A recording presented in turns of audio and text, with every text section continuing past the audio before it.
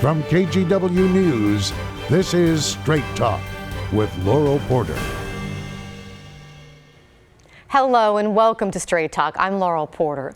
A new Portland City Commissioner was elected to the City Council this week. Dan Ryan won the special election to fill the position held by the late Nick Fish, who died of cancer in January.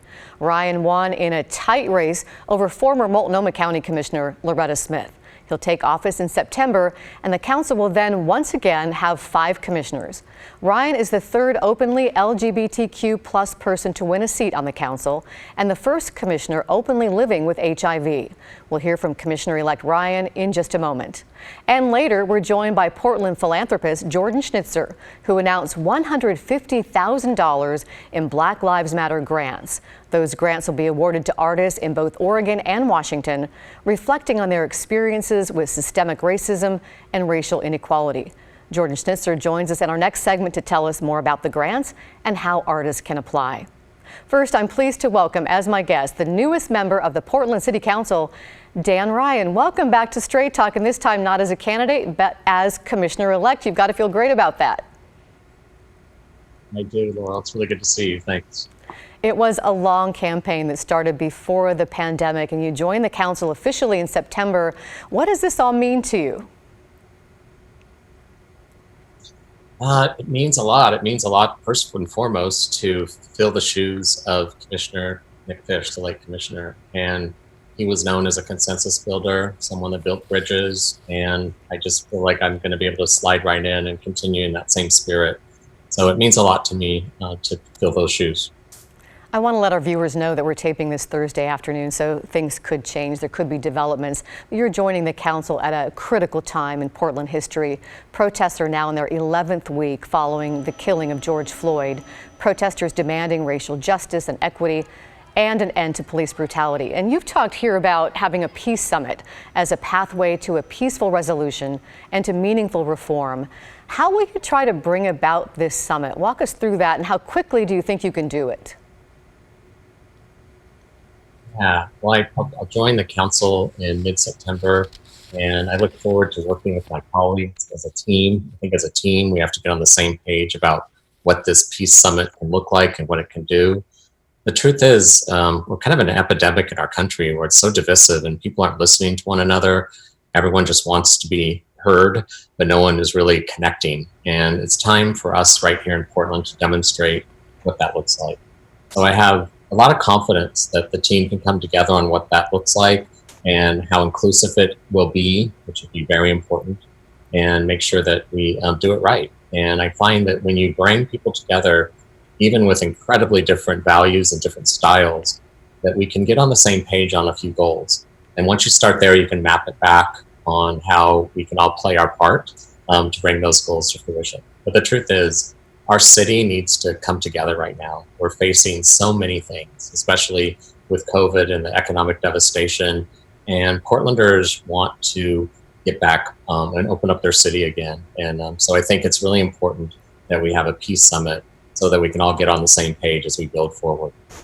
You have a long history of protesting yourself, and I want to ask you about some of the protests that we've seen almost nightly with a small group of more aggressive protesters. And I'm talking, to be clear, this smaller group that's broken away from the larger, more peaceful group of 200 or 300 protesters. Some throw rocks and fireworks, sometimes Molotov cocktails at officers, paint on Wednesday night. There have been break-ins at the police union headquarters in North Portland. We've seen fires lit, sometimes with people inside the buildings using accelerant. Commissioner-elect Ryan, where do you draw the line on this kind of activity? Is there a line in your mind, and have we crossed it? I think it's most important that we also listen to those 200 people that you're identifying at this moment. I want to hear what is really going on in their heads, why, in fact, they're going to such measures. And so I do think they're included in this peace summit, because if we don't include their voices, then it won't be very successful. So I'm really open to including them as well. I want to press you on this just a little bit, Commissioner-elect, because there are a lot of people in Portland and Oregon who are concerned about some of the activity they're seeing late at night, the more violent, destructive behavior. Is there anything in that behavior that you do not condone? no one condones anything that becomes violent, anything that becomes life-threatening. And so I think I could speak with a clear consciousness on that. I think that we also know that force and force, when they go together, causes more destruction. And so we have to continue to look at what kind of de-escalation skills can be in place.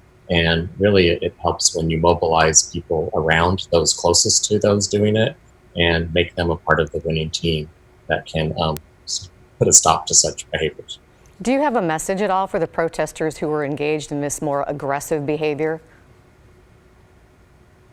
My message would be, please tell me what success looks like for you. Because it's a lot easier to destroy things than it is to build things. And it takes more courage to be a part of somebody that can build something. And so I want to see that they have enough courage to come to the table and to sit next to people that don't actually agree with them. And we can do what is always necessary in good government, which is to actually do compromise. And no one gets everything that they want. So it's time to let them at the table and see if they can be a part of the team. The police chief has asked the community to denounce this more violent behavior. Are you willing to go that far and denounce it? I just want to have dialogue with the chief of police and find out what community policing does look like to them. The chief has mentioned how supportive he is of community policing. I believe him. I hope that we can do and model some behavior that we've seen in cities like Camden and Newark, New Jersey, and Flint, Michigan, where the police don't have armor on, but they walk the streets where there's the biggest uptick in violence. And they walk the streets with neighbors, with communities of the nonprofit organizations, with the communities of faith, get to know people by name and really start to have relationships. Once you have relationships with people, it's you really can't act in a way that's violent. I just want to press you a little bit more on this because we've reached out to all the city council members, and with the exception of the mayor, they have not come out and spoken out against some of this more destructive, violent behavior by some of these aggressive protesters. Are you tacitly giving permission by not specifically asking them to stop that behavior? I'm asking us to take action. I'm asking us to try something different. I'm asking us to get towards solution. And that's what's going to bring us together, is working together for solution and including everybody that's involved in that solution. Well, we look forward to seeing the Peace Summit that you're able to bring together. Let me talk about July. It was an especially deadly month in Portland with 15 homicides and 99 shootings compared to 35 the year before. Black community leaders last week called on the mayor and city council and police to do something. Let's listen to their call to action. This is Kevin Modica, who retired from the Portland Police Bureau 3 years ago after serving for 3 decades. There is no cost you can put on a human life, and I say to you, I demand of you, City of Portland Police Commissioner Ted Wheeler, City of Portland commissioners, the elected legislators of Multnomah County and Gresham, we demand of you to do your work. Do your work. We demand that the chief be empowered. Empower your chief. Be empowered to utilize the available talent and expertise that is present in the Portland Police Bureau. A pretty strong call to action. What specifically, Commissioner-elect Ryan, do you think you and the council can do to address their concerns and reduce gun violence in the city? What I didn't hear is that there's a national epidemic that's currently taking place with an uptick in gun violence. We have to bring people together that have de-escalation training skills at this time. But what I really want to emphasize is that we have a national uptick in depression and mental health episodes at this moment. We have a big national uptick all over the country in domestic violence. So this COVID lockdown that has been taking place for some time and the economic devastation connected to it is a factor, and it's causing a lot of conflict on our streets. And so we need to all come together and recognize that. I don't think that a decision that was passed 4-0 just a few minutes ago, if you will, when we look at the space of time, is the biggest factor in why there's an uptick. I think we have to be recognize that this is a national epidemic. So that's a cause, but how about a solution? Do you think that the police department now has the resources to address reducing gun violence and also investigate some of the cases? I think as we continue to build this community safety system, that's where we're going. Again, it's easier to take things apart than to build them. We have to have the courage to build. So we made some big decisions, like giving more resources to the community street response team. And they're skilled in de-escalation skills. And that is something the police have been complaining about for a long time. And so we have to surround them with partners that are from addiction and recovery services, from the street response teams, and really start to build that real new guardianship that we need. And so we're going forward with the community safety system, and the police are part of that, but they're going to have to welcome these other players in so that we can really move forward. You've mentioned the COVID pandemic. I know you're really concerned about just how devastating this is to the economy. Do you want to see the city council do more to help people and businesses hurt by the COVID crisis? Absolutely. I think we have enough information that we can't depend on Washington, D.C. to send us a lifetime. It's too much division, and it's pretty challenging even sometimes to get that from Salem. So Portland, city of Portland, and the county really have to work and come together to figure out how we're going to survive this. I think we're on the tip. It's just beginning on what this economic devastation looks like. It's so many people haven't made money since mid-March. The spigot was turned off with all my friends in the hospitality industry, those in music venues, and anyone in arts and culture.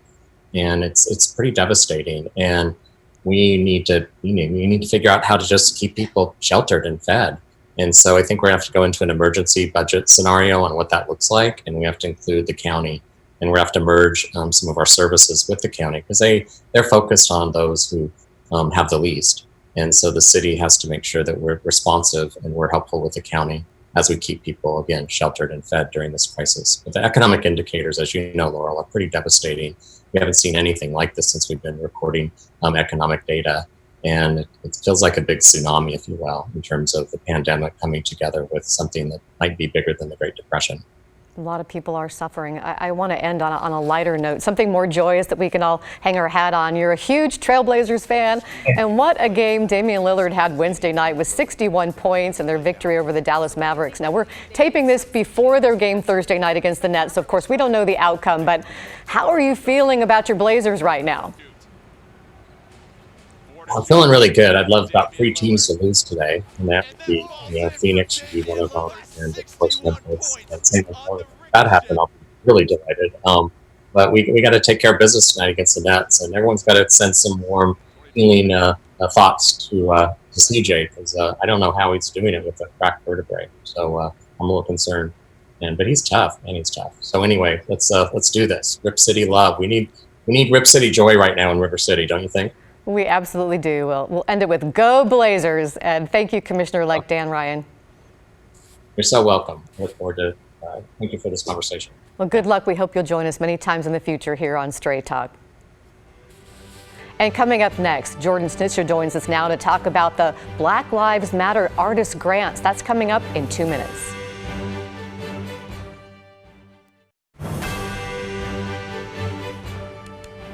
Welcome back to Straight Talk. I'm Laurel Porter. Portland businessman and philanthropist Jordan Schnitzer and the Jordan Schnitzer Family Foundation have been described as one of the most active and generous visual arts philanthropies in the nation now. Schnitzer has established a Black Lives Matter Artist Grant Program in Oregon and Washington. Its aim to recognize and share the creative visions of local artists in response to the Black Lives Matter movement. He's here to tell us what it's all about and how artists can apply. Welcome to my guest, Jordan Schnitzer. Jordan, welcome to Straight Talk. It's nice to have you here. Well, thank you. I'm honored to be here. What gave you the idea for the Black Lives Matter Artist Grant Program? Well, first, there's a little bit of history. As many know, I grew up in Portland. My mother, Arlene Schnitzer, had the Fountain Gallery of Art for 25 years, and she promoted a number of African-American Black artists as well as others. So it was natural for me to grow up with a variety of art in our household. When she retired from the gallery, I started collecting prints and multiples of the biggest artists in the country. And right early on, I started collecting works by, for instance, Kara Walker behind me here, who today is the most important Black African-American artist in the country. We have all of her prints and multiples. We've had 11 shows of hers around the country. So the themes of Black Lives Matter, of white supremacy, of oppression, of attitudes, the the things we anguish with when we see the George Floyd killing and all that that represents. These are themes that Kara Walker and another dozen of the best artists in the country today are dealing with and forcing us to face. So these are not new themes for us. We've had Kara Walker shows in Laramie, Wyoming, Springfield, Missouri, Boise, Idaho. And in those cities, we funded symposiums on black-white relationships, on how we treat each other, how we talk to each other. So for me and the art program and our company, we were actually horribly depressed like everyone over George Floyd's killing. But as a result of that, with the Black Lives Matter movement, helping raise the visibility of these issues that have afflicted this country for too many generations and must be dealt with. So for us, these are not new themes. They're themes we've tried to promote and try to get in front of people and audiences so they would face their own values and the values of their families, their communities, their states, and try to deal more constructively with how we move on and treat each other with the kind of respect and equality for all. Well, this is a partnership with the Jordan Schnitzer Museum of Art at PSU and the museums at the University of Oregon and Washington State University. How will that partnership work? So out of this deep felt conviction that we need to learn how to deal with these issues, the idea came from the Black Lives Matter movement of how do we use the arts that mean so much to us. In my view, artists have always been chroniclers of our time. And as I sit there trying to deal with these issues, I needed artists to help me. At the same time, with the COVID-19, we have a lot of artists that are struggling financially.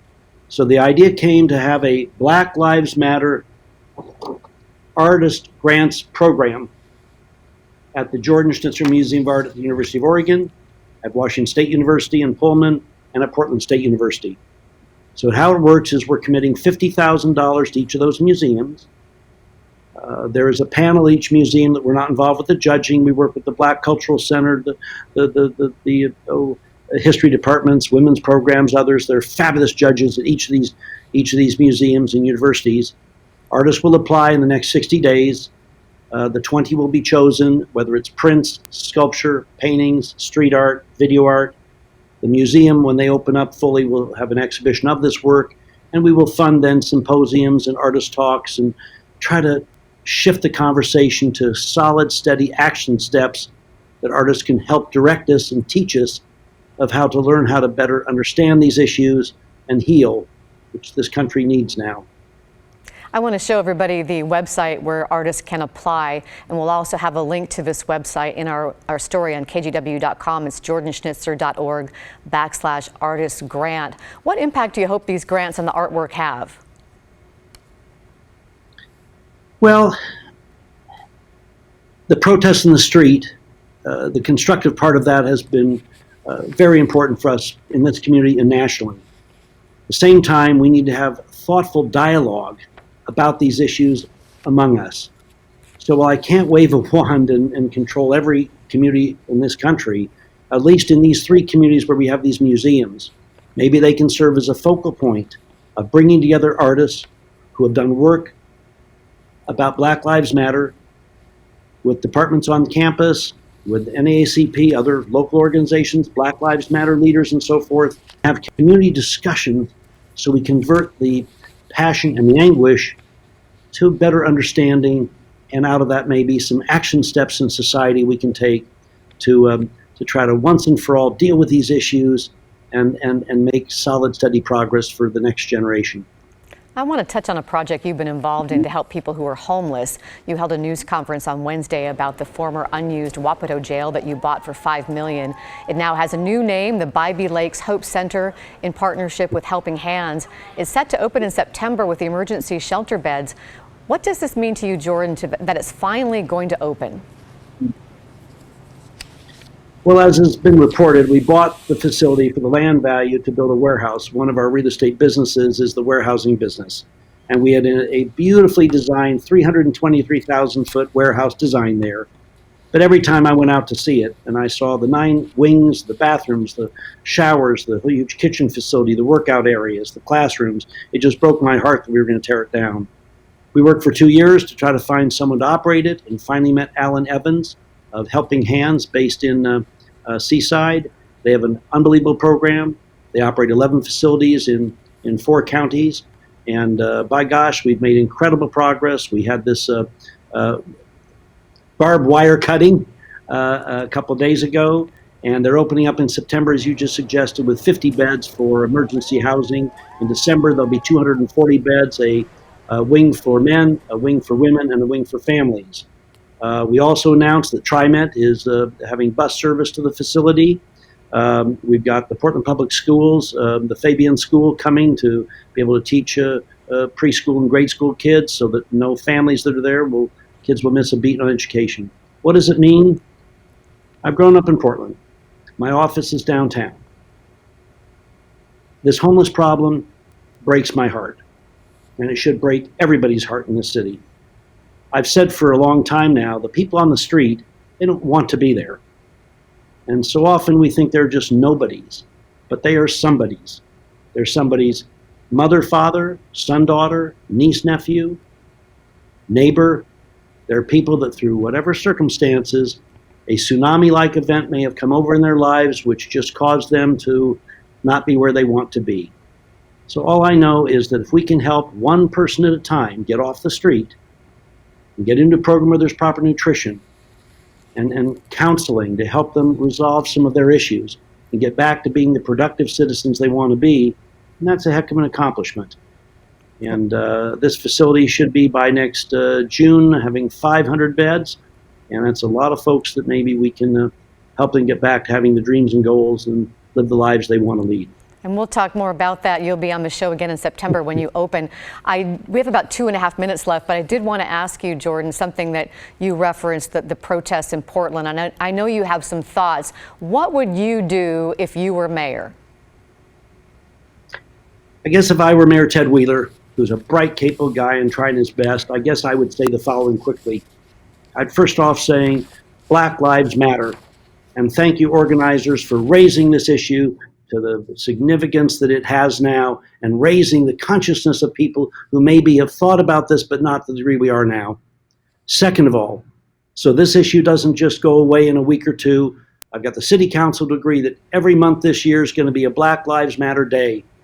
And I have the Ecumenical Council of Churches behind me, the Board of Rabbis, the Muslim Organization, the Japanese American Citizens League, the Chinese League, NAACP, and we will work on strategies for each of these days where we're having community-wide discussions about these issues. Next, okay, I will march arm in arm with all the peaceful protests, because thank gosh we live in this country, because if we lived in Russia or China, we wouldn't be able to have these protests. Next, as your mayor, okay, this city will not tolerate any police brutality, zero tolerance.